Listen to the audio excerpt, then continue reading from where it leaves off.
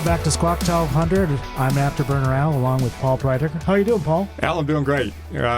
Yesterday we were talking about how it's going to be a beautiful week with no rain, and we woke up to rain this morning, so it's a typical OshKosh, but we're having a great time. There's a little bit of squishing around going on the field, but everything should dry out. I already was kind of perspiring a little bit by the time I got to the station, so things are warming up and drying out fast. So come on out if you're local. Otherwise, we're glad that you joined us online at EAAradio.net, either watching or listening. And, of course, check out our social media channels like at EAA Radio for Twitter. And, of course, info at EAAradio.net if you'd like to drop us a line. But right now, we have two guests with us, Trey Walker and Andy Pate, both of Blue Line Aviation. And, Trey, you're the owner of Blue Line Aviation. Tell us a little bit about your firm. It's a flight school.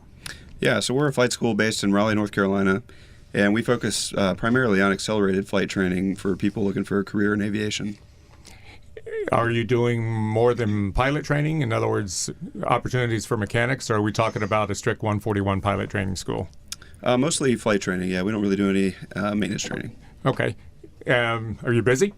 Yeah, we stay really busy. Last year, in spite of COVID, was our busiest year ever. And this year, I think we're probably going to sell out the last couple of spots, this week or next week and move on to next year. Yeah, we almost have this year done for. Like, it's almost completely filled up at this point. So this is a traditional Part 141 program, and what's your fleet? What's your fleet makeup? I think I understood you might have just acquired some more airplanes.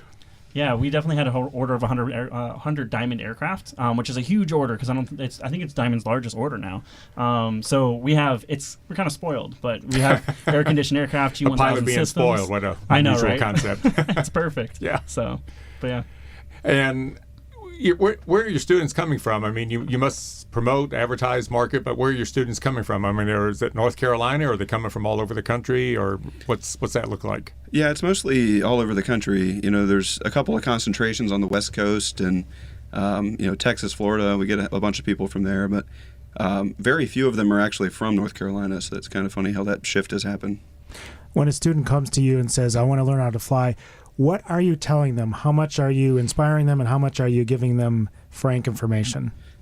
Well, we try to be honest with everybody, and kind of one of the funny things about how we do it is, we don't take just everybody that applies or that comes and visits. So we really do a good job of vetting the student, making sure that we're a good fit for them, they're a good fit for us, and that they're likely to be successful in the program. I had a former life at a regional airline, and during my 20 years there, I went from a period of time where we were filling up our classes with people with 5,000 hours to we can barely find people with 500 hours and everything in between. Are you affected by the same thing? Is there a shortage, or do you see the pipeline kind of filling in and you're doing your part to make sure these people have some employment afterwards? Yeah, there's definitely a huge need for pilots still. We're seeing the airlines hiring. People are training like crazy. I think probably a lot of flight schools are reporting that activity is above pre-COVID levels. So it seems to have rebounded completely. And I think, the airlines did what they do best, which isn't plan for the future very well. And so, they took a whole year off of hiring people. And so now there's a huge backlog of need that's worse than it was before. And on the other end, they let people retire early and did all these things to make their whole worse. I resemble that remark, actually, because when I was at the airline, if somebody asked me, well, what are your long-range plans? I would say dinner. Right. About as good as I could do. Yeah, it is crazy seeing the effects, because you would assume that this shortage, that was like, you would think that this huge pile of pilots that just need to get jobs, but it's just not the case. We're seeing that people are left and right are just hiring like crazy. And you can actually see the effects, like United alone just bought 25 supersonic jets.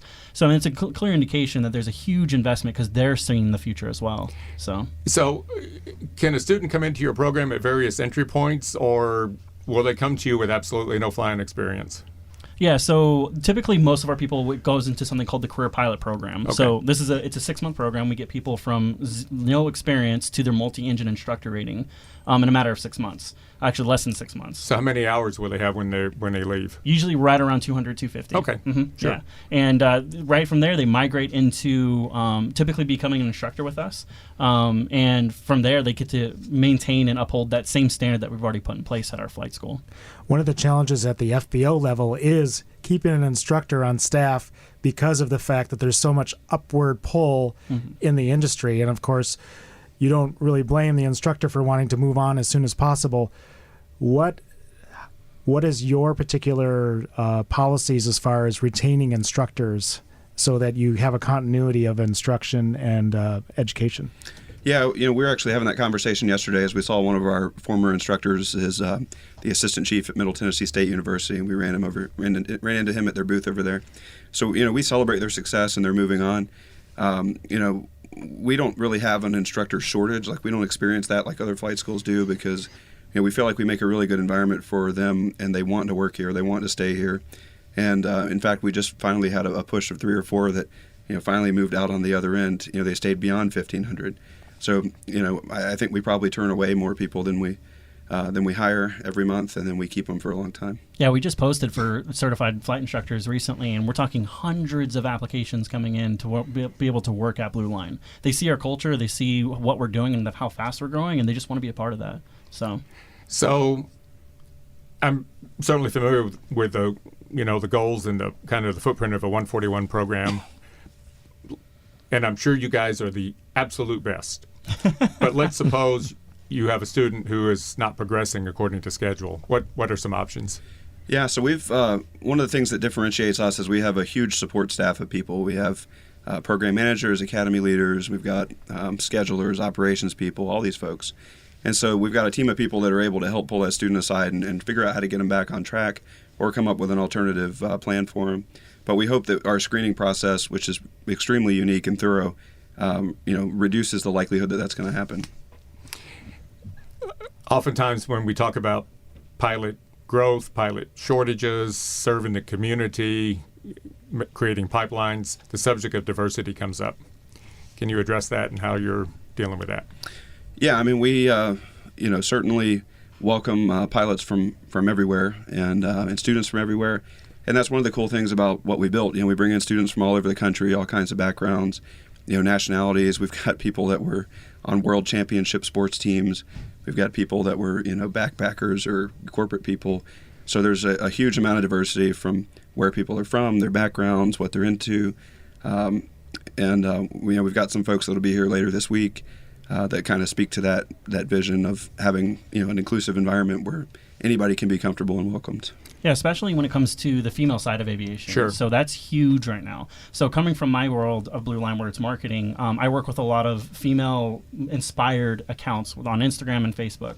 And that's a huge thing. Every female that's ever come around Blue Line, I've always told them, hey, make sure you're following these accounts and everything. So they can have that community around them, and we also have that as well. Our chief flight instructor is female, and she's always there for the local female students that we have there.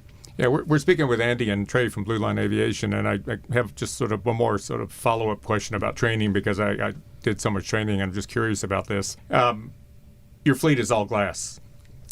So that's really nice. And sometimes I wonder, well, are you still teaching the basics, or is the focus really on automation? Yeah, that's a good question. And, Thanks. kind of the way we've heard that a lot over the years. And I'll be honest with you, 20 years ago, I was one of those guys that said, you got to learn in STEAM before you fly the glass. And then I learned the glass, and then I saw the advantage of it. And then I went to the airlines where we didn't have steam gauges in the airplane. And then we started getting jets that we fly that don't have steam gauges in the airplane. And so what I tell people is, there's got some Model Ts floating around here. When you go to learn to drive, you don't start in that. You start in whatever you have. And so we want to teach modern pilots in the modern world to learn to fly modern airplanes in the next-gen system. And so our aircraft do that better than anybody else's. And do you find that because the students that you're getting grew up on iPads and other technology that they understand it, they get it? It is amazing. I mean, my 6-year-old can do things on an iPad and a Kindle that I have no idea how it's supposed to happen. But, we see that when they come in. They're really good at it. They're fast. They pick it up quickly. So when are you going to put them in the pilot seat? Oh, my son's already got some time. Yeah, he already has time. Seat, yeah. No, it's interesting you ask about that, and early in my pilot career when I started getting my first jets, and of course I'm like, oh yeah, well, I'm flying a jet now, but it's a really old jet. It was certified 6 months before I was born, right. So I'm still back in these round dials. No matter I couldn't escape into the 21st century. Is any of this glass panel, are you able to revert it to steam gauges or somehow simulate some of that? Some like tracking VOR. The only reason I bring this up is because I think it was 2 years ago, the summer of 2019, Collins did some sort of, or the GPS system did some sort of clock update, and it just completely screwed over all the Collins I remember that. people. Luckily, I was sleeping in a tent, and so I didn't have to worry about that at the moment. But it turned out we had, for the next couple of weeks, we're flying a lot of green needles and RJs. Yeah. And so it's kind of interesting that you can bring everybody back to the beginning. Even I had to tell our dispatchers, like, you can't file that here because of service volume. So nobody was even thinking about that. It's amazing how in a span of like 5 hours, we were back to 1990s. Yeah, and even talking about like the aspect of using modern technology, that even includes in our modern facility that we're building down in Johnson County right now. So which is amazing. Just in general, like, I would put a lot of excitement in just the idea that's a modern training facility. But there's also going to be it's a 3-story building, and on the top floor, it's literally a barbecue restaurant that overhangs the runway. I am hungry, but tell us where we can see you on the field in the last few seconds. Yeah, we're going to be at Diamond's booth. We're going to be. You'll see our DA-42 there. It's a blue DA-42, probably the most beautiful plane there. Won't say anything, but you can find us there. Trey and Andy of Blue Line Aviation, thanks very much for joining us. Thanks, gentlemen. Good luck to you. You're listening to EAA Radio.